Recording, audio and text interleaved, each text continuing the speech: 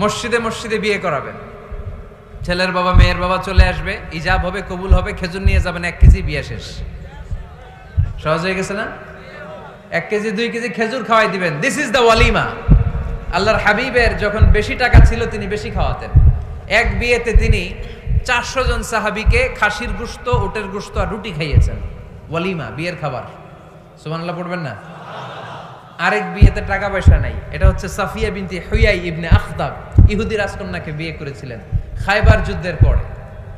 তো ফিরে আসবেন, আল্লাহর হাবিব বললেন এখানেই বিয়ে করব, মরুভূমিতে আমাদের বাসর হবে। বাসর ঘর সাজানো হলো, আল্লাহর হাবিব বাসর করলেন। সকালবেলা তিনি বের হলেন, সাহাবারা ধরলেন, ইয়া রাসূলুল্লাহ, আগে না ওই যে রুটি খাওয়াইছিলেন, আগের বিয়েতে গোশত খাওয়াইছিলেন, এইবার কি খাওয়াবেন? আল্লাহর হাবিব বললেন এইবার তো আমার কাছে টাকা পয়সা নেই, তোমাদের কাছে কি আছে বলো? দাওয়াত খাইতে চাইয়া পড়ছে বিপদে সাহাবারা। তো সাহাবারা বললেন আমাদের কাছে কিছু নাই, কারো বাড়িতে কিছু ঘি, কারো বাড়িতে কিছু আটা, কারো বাড়িতে কিছু পনির। আল্লাহর হাবিব বললেন সব নিয়ে আসো, একটা বোলের মধ্যে রাখো। রেখে এটারে ম্যাশড করা হলো, ছাতু বানানো হলো। কি এবার আল্লাহর হাবিব বললেন সবাই হাত পাতো, সবাই হাত পাতলো। আল্লাহ রাসূল সাল্লাল্লাহু আলাইহি ওয়াসাল্লাম হাতের মধ্যে একটু ছাতু ধরাই দিলেন, বললেন এটাই বিয়ের ওলিমা। সুবহানাল্লাহ পড়বেন না? তার মানে যখন সামর্থ্য বেশি তখন ওয়ালিমাতে খাওয়াবেনও বেশি। সামর্থ্য নাই, ছাতু খাওয়াই দিবেন অথবা খেজুর খাইয়ে দিবেন। খেজুরের চেয়ে ভালো মিষ্টান্ন আর হতে পারে না। খেয়াল রাখবেন, ফলের মধ্যে আছে সুক্রোজ। ফলের যে মিষ্টিটা, এটা কিন্তু বেশি ক্ষতি করে না, এটা খুব ভালো, ভেরি হেলদি। ফলের যে মিষ্টি এটারে বলে সুক্রোজ। মধুতে যে মিষ্টি এটাকে বলে ফ্রুকটুস। আর চিনিতে যে মিষ্টি এটার বলে গ্লুকোজ। এই গ্লুকোজ বাদ দিতে হবে, বাদ দিয়ে সুক্রোজ আর ফ্রুকটুস খাইতে হবে। তাহলে সুস্থ রাখবে কে?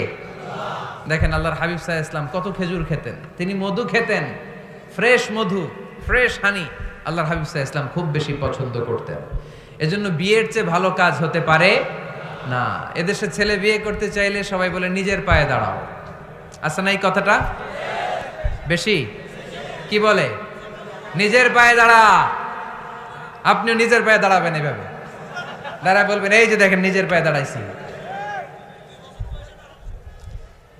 তো এতদিন ছেলে কার পায়ে দাঁড়াইছে?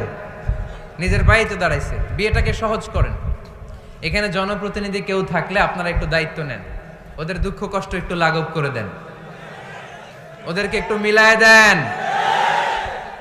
এই বিয়েটা হচ্ছে ভালোবাসার বন্ধন, এটা জান্নাতি ভালোবাসায় ভরপুর একটা সম্পর্ক।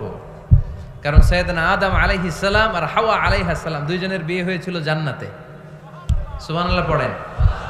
এজন্য আমরা বিয়ে করব। কি করব? বিয়ে করব। যারা করছেন তারা বেশি জোরে কইেন না যে করব। মহিলা প্যান্ডেল আছে ওই পাশে, ভাবি শুনতে পারে। ভেজাল আছে না নাই? অন্য দেশে এই কালচারটা গড়ে উঠলেও আমাদের দেশে ওঠে নাই, ঠিক কি না? এদেশের মা বোনেরা ভালোবাসার ভাগ বসাইতে দেয় না কাউরে, একাই পুরো ভালোবাসা উনি রাখবে। তো যাই হোক, যারা করে ফেলছেন তো করে ফেলছেন, যারা করো নাই তারা বিয়ে করার ট্রাই করো। বিয়ে কখনো কারো সফলতা আটকে রাখে না। যত বড় বড় মনীষী বিজ্ঞানী খেয়াল করে দেখো আগে বিয়ে করছে, ঠিক কিনা? কাজী নজরুল অল্প বয়সে বিয়ে করেছেন, মহাত্মা গান্ধী অল্প বয়সে বিয়ে করছেন। বিয়ে সফল হওয়াতে কি ওনাদের কোনো বাধা বা প্রতিবন্ধকতা তৈরি করছে? ওনারা তো সফল হয়েছে। সমস্যাটা যেখানে ওনারা বিয়ে করে সফল হয়েছে, আমরা সফল হয়ে তারপরে বিয়ে করতে চাই, ঠিক কিনা? এটাই বুঝতে চাই না যে সফল হওয়ার মাধ্যম হচ্ছে তাড়াতাড়ি বিয়ে করা। তাড়াতাড়ি বিয়ে করা, ইউগনিহিমুল্লাহ মিন ফাদলিহ। যারা বিয়ে করবে আল্লাহ নিজ দায়িত্বে তাদেরকে সম্পদশালী বানায় দিবে।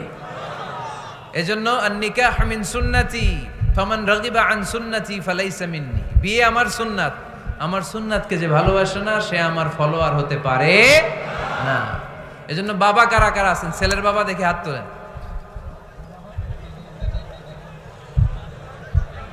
ছেলের বাবা হাত তুলে বলেন আল্লাহ আমার ছেলেকে সময় মতো বিয়ের পিঁড়িতে বসায় দিব ইনশাআল্লাহ। ছেলের বিয়েতে 1 টাকাও যৌতুক নিব না। আওয়াজ করে পড়েন আমিন। হাত নামান। মেয়ের বাবা কারা আছেন দেখি? মেয়ের বাবা হাত তোলেন, আওয়াজ করে বলেন হে আল্লাহ। আরো জোরে বলেন হে আল্লাহ। আপনাদের ভালো লাগতেছে না এটা? বলেন আল্লাহ, আমার মেয়েকে সময় মতো ভালো পাত্রের হাতে তুলে দিব, সময় মতো বিয়ের ব্যবস্থা করব, তুমি তৌফিক দাও। মেয়ের বিয়েতে 1 টাকাও যৌতুক দিব না। আওয়াজ করে পড়েন আমিন। হাত নামান। বিয়ে করো নাই কারা কারা? হাত তোলো। আওয়াজ করে বলো হে আল্লাহ, সময় মতো বিয়ে করতে চাই, তুমি তৌফিক দাও। আওয়াজ করে বলো আল্লাহ, হাত তুলে ওয়াদা করলাম আমার বিয়েতে 1 টাকাও যৌতুক নিব না। আমিন। আরো জোরে বলতে হবে আমিন। মাশাআল্লাহ। হাত নামাও, হাত নামাও।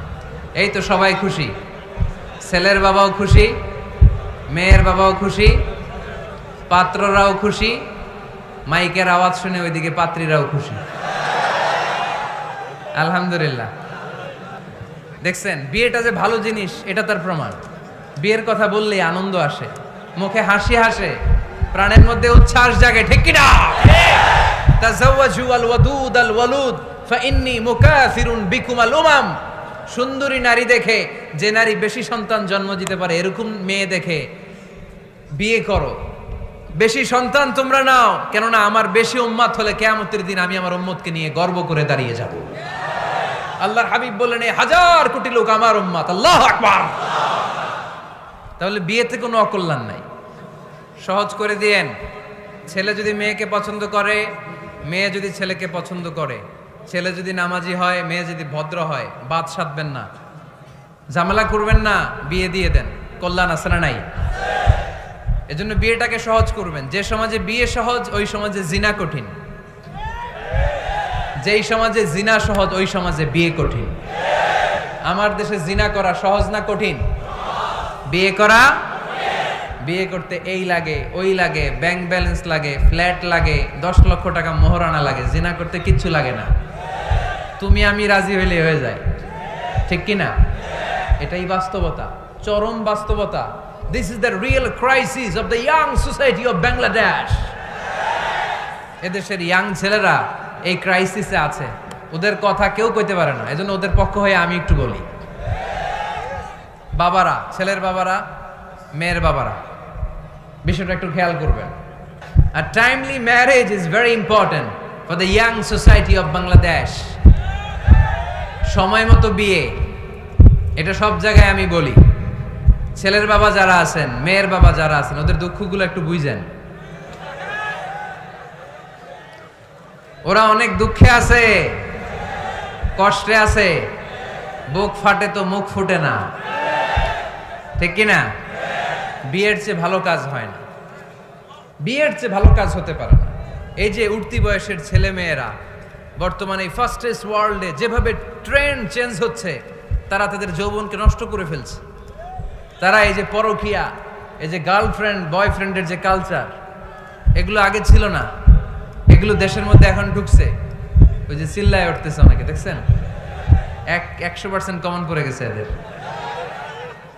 তো এই যৌবনের তাড়নায়, এই যে যুবক বয়সে তারা যে পাপগুলো করে, অবৈধ মেলামেশার কারণে, হারাম রিলেশনশিপের কারণে একটা পার্সেন্টেজ গুনাহ বাবা মার কাঁধেও আছে না নাই? এজন্য খবরদার, ওদেরকে যদি সময় মতো বিয়ে না দেন, ওরা যে পাপগুলো করবে, এটা শুধু ওদের পাপ নয়, আপনার কাঁধেও এই পাপ বর্তায়, তাই না? এজন্য আগে আগে বিয়ে দেন, অন টাইম, টাইমলি ম্যারেজ। আল্লাহ আমাদের সবাইকে কথাগুলো বোঝার, আমল করার তৌফিক দান করুন।